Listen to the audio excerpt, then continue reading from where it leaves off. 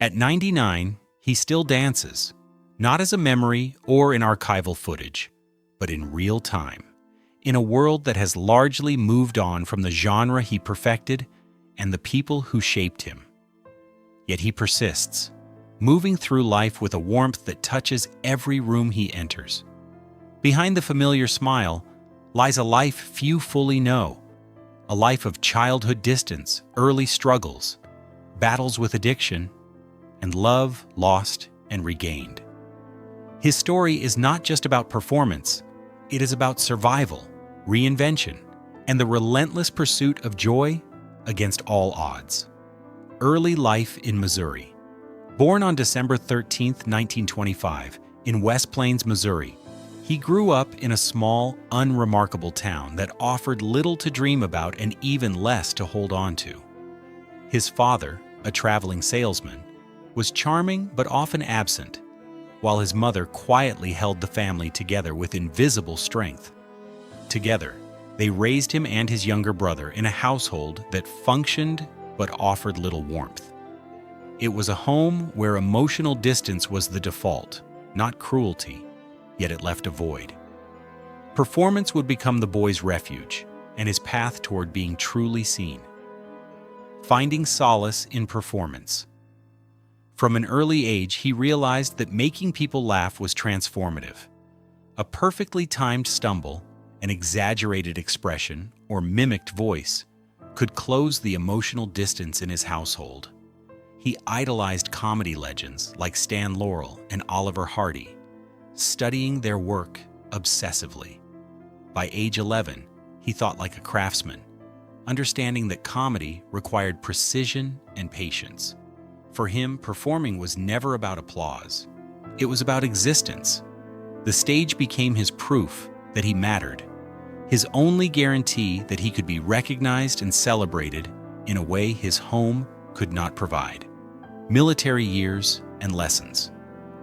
Learned at 18, he was drafted into the United States Army Air Forces during World War II. He had hoped to become a pilot, but physical requirements redirected him to a role as a radio operator and entertainer for troops. Though far from the battlefield, he discovered the true value of laughter. Entertaining in the midst of fear and uncertainty taught him that humor was essential, oxygen for the soul, not a luxury. These lessons, learned while serving stateside, would define his career. He returned home in 1946 with no money or connections, but an unshakable certainty that the stage was where he belonged. The early struggles of a career. The late 1940s and early 1950s were years of relentless struggle. Attempts at radio announcing in Atlanta ended quickly, and early comedy acts often played to indifferent audiences. He formed a duo called the Merry Mutes, performing in small clubs and Air Force bases, moving city to city in search of opportunity.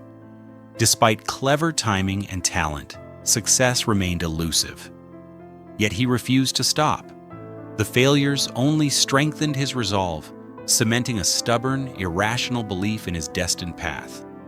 Each no became a step in the slow, unglamorous ascent toward recognition. Finding a stage and an audience persistence eventually led him to stages where his talents could shine.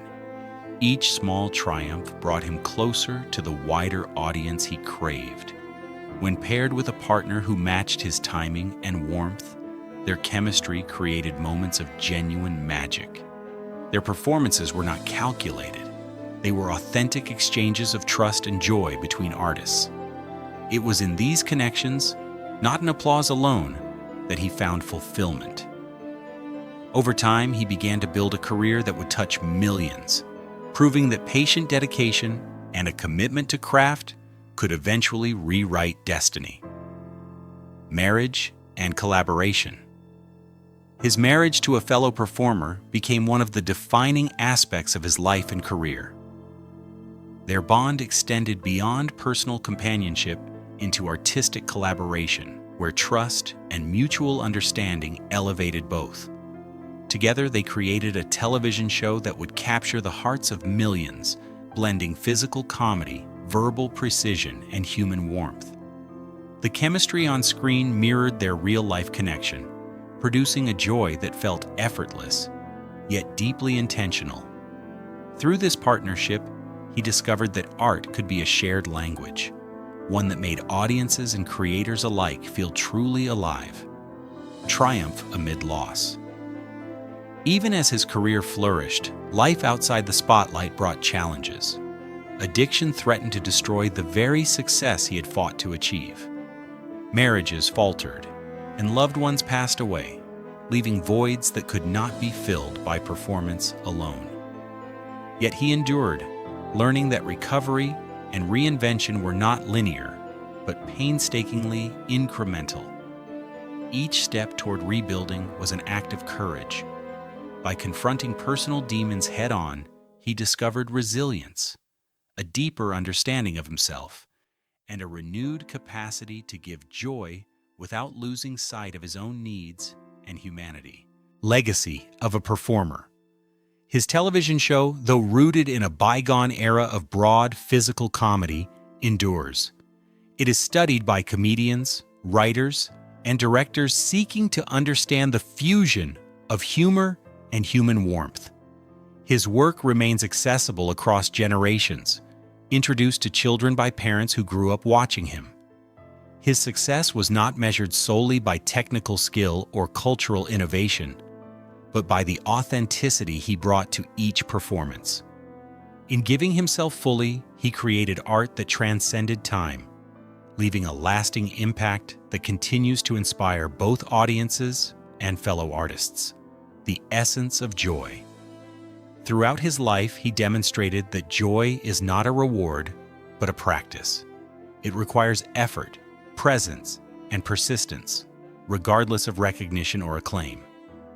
Performing happiness, even when life was difficult, was not an escape, but a discipline. The capacity to move a room, to make others feel seen and valued, became his signature. At 99, he remains a living testament to the power of dedication and the human spirit. The warmth he generates is a reflection of a life lived deliberately, embracing imperfection while striving to bring light into every space he enters. Outliving eras, witnessing change. He has outlived not just a generation of colleagues, but the very style of comedy that defined him. Television, film, and audiences have evolved, favoring irony and sophistication over the simple, joyful humor he perfected. Yet he persists, proof that talent and authenticity endure beyond trends. His survival is not mere longevity. It is a triumph of character and creativity. By living fully, embracing his flaws, and committing to joy, he remains relevant, beloved, and profoundly human. His story offers a rare perspective, that art can be a lifeline and persistence is its own reward. Conclusion: a life fully lived 99 years in, he continues to teach without speaking. Every movement, every smile, every performance is a reflection of a life committed to seeing and being seen. The story is not of flawless success, but of endurance, reinvention, and the courage to remain present. Love, loss, joy, and sorrow are all interwoven into a tapestry that defines him more than any single achievement. He is a man who danced through life, survived its trials, and created art that matters. His legacy is not merely remembered, it is felt, experienced, and shared, living on in every laugh he inspired,